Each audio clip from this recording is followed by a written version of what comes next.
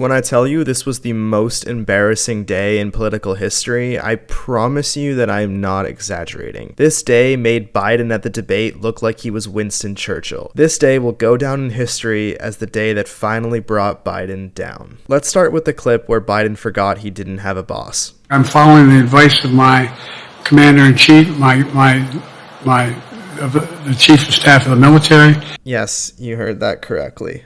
Biden is just following the advice of his commander-in-chief, who apparently either isn't him or he has completely forgotten he's president. Both options are equally terrifying. By the way, this is all happening at the NATO summit and the press conference that followed it. So this all-star performance that you're about to see is jam-packed into only several hours. Now, as an American, if you can watch this next clip and in any way rationalize this, you may be eligible for a study. And now I want to hand it over to the president of Ukraine, who has as much courage as he has determination. Ladies and gentlemen, President Putin. The President of the United States just concluded his segment at the NATO summit referring to Zelensky as Putin. That actually happened. SNL watched that and just went, fuck. How can we possibly top that? I mean, look at Zelensky's face when Biden calls him Putin. And now I want to hand it over to the president of Ukraine, who has as much courage as he has determination. Ladies and gentlemen, President Putin. You see, The Rock is ranked the #1 highest paid actor, but this man is getting $200 million a day from a guy that doesn't even know his name. Now that is the highest paid actor. This is what happened to the odds as soon as Biden called Zelensky Putin, like within minutes. This is an even more clear visual of people realizing that Biden will not be the next president. Even Jill saw the Putin clip and was like, all right, this shit is over. We're done. That's why you see the Democrats have been secretly polling Kamala, which is something I'll get into later in the video. Next up, we just got a pathological lie. I think politicians sometimes forget that the internet exists or that video exists. Take a look. Stop. I just got to pace myself a little more. Pace myself. In the next debate, I'm not going to be traveling into 15 time zones a week before. Anyway. The dude literally said he traveled through 15 time zones a week before the debate, when he was at Camp David doing God knows what prepping for the debate for 7 days. Like, it's just a lot. I mean, it's just not true. Later, Biden would get asked 2 questions and then proceed to forget the second one. It reminded me a lot of when I was in the 2nd grade and was nervous doing class presentations. The irony with this one is that he's being asked about reassuring the American people that there won't be any more bad nights. Second question related to bad nights. Sir, how can you reassure the American people that you won't have more bad nights, whether they be on... Here's another clip that actually happens to be my favorite, where Biden reveals a crucial staffing change that he did not disclose properly with the American people. Vice President Harris's ability to beat Donald Trump if she were at the top of the ticket.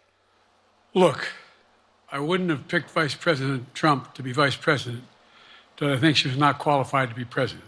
Now, Trump is an insanely busy man. He has to run a company, run for president, and be Biden's VP all at the same time. So please give the man at least some credit for that. Joking aside, close your eyes and imagine a world where your president doesn't know who his own VP is. Well, now you don't have to imagine it because that's our reality. This was Trump hearing about his new position. But do not worry, as Trump was actually able to make it to Washington on time to take his new White House photo. And this was Biden on Wheel of Fortune shortly after the press conference, getting very close to the answer and then just barely missing it. This day was so awful for Biden that his own staff posted the Zelensky clip just desperately trying to get Biden to quit the race.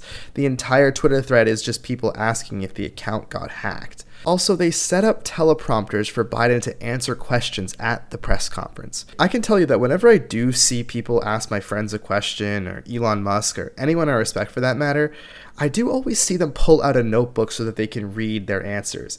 So I guess it's fine. Unfortunately, Biden said the quiet part out loud when he showed that he was given a list by his staff of press to pre-select for questions. So, I mean... oh, whatever. Now let's see how Biden is handling foreign policy negotiations in Ukraine. Now keep in mind, these 2 clips took place 50 seconds apart. 5-0. Is Putin ready to talk? I'm not ready to talk to Putin. I'm prepared to talk to any leader who wants to talk.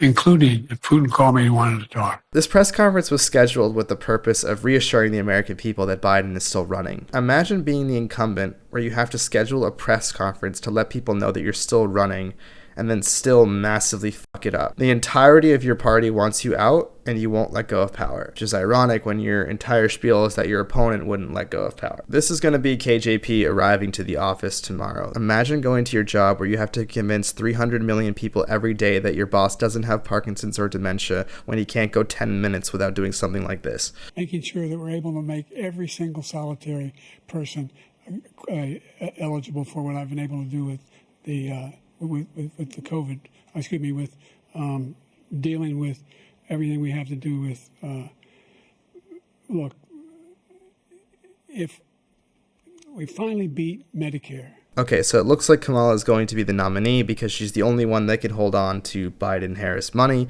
There's probably going to be an I'll finish what you started kind of narrative from Kamala, but seeing as how she's the least popular VP of all time, she couldn't get more than 1% of the vote when she was running for president. Everyone hates that woman. It looks like Democrats are already thinking about 2028.